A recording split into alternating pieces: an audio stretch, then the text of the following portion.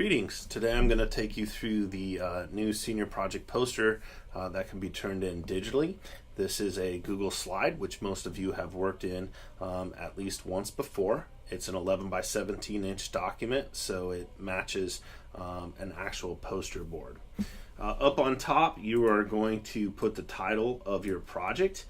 This should be 1 to 3 words. For instance, if you did something on nursing, you could put nursing up there, but that really doesn't tell me a whole lot about your project.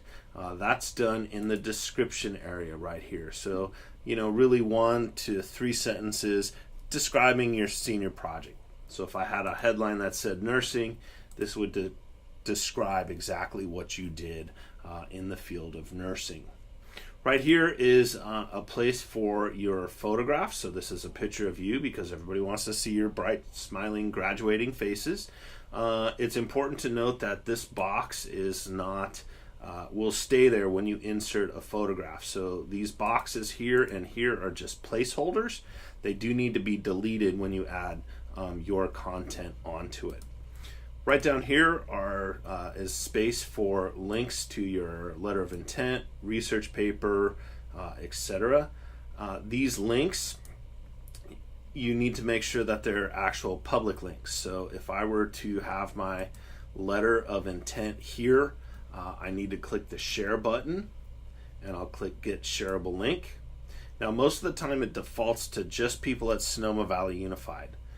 I want to go down here to more and click on anyone with a link can view. So click that there and save. This is in case people that are volunteering to be on senior project boards are looking at this, they don't get links that they can't look at. So I'll copy that link, go back to my senior project poster, highlight the text, and then hit the chain link up above here and then insert that link. So apply, and you'll see it'll underline and change the color a little bit. Down here, your name and senior project 2017, that has to be on the poster. You can change the fonts by highlighting your text and choosing a font that you want to put on there. Stick with 1 to 2 fonts on the poster only.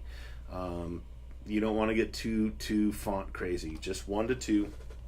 You can change the size, and if you click down here you could actually add more fonts if you found something that you wanted to use. One of the things that not everybody knows is how to change a line or insert a line. I can click my line tool, and if I hold my shift button down, that'll add another line, and it will add a straight line. So once that's highlighted, I can click onto my line color and change the color, and then I can make that a bigger line by going to my line weight. Alright, so I want to make sure that those are all the same color and all the same line weight. If I'm searching for images on the internet, I can go to Tools and click the Explore button.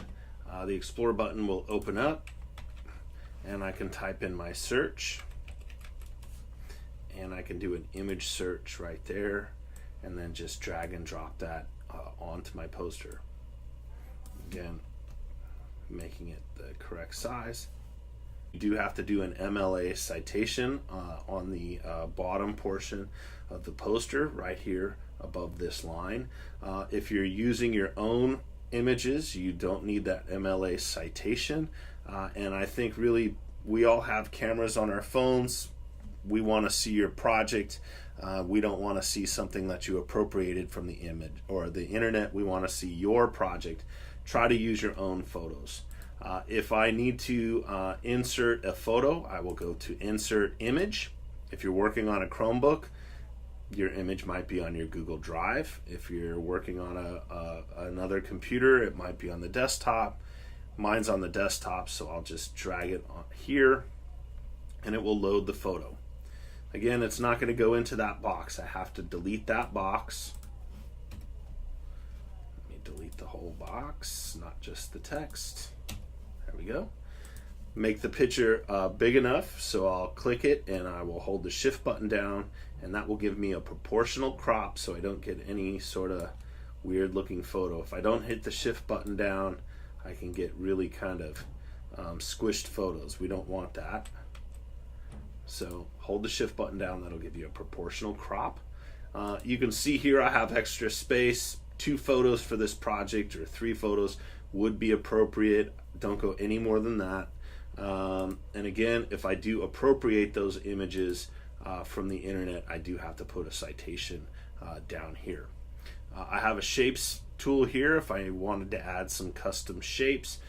Be cautious with this. Use it when it's appropriate. Again, you don't want to cartoonify your poster. You want it to be a professional looking poster. If you want to change the color of the background in one click of the button, just go up to backgrounds and you can choose the color of your background. Try to match a color that's in your photograph to your background if you use one. Unfortunately, the dominant color here is not very flattering, but you get the idea. You do have the option of adding an image here. Again, there are certain times where it could be really cool, but again, I'm going to give you a sample of it.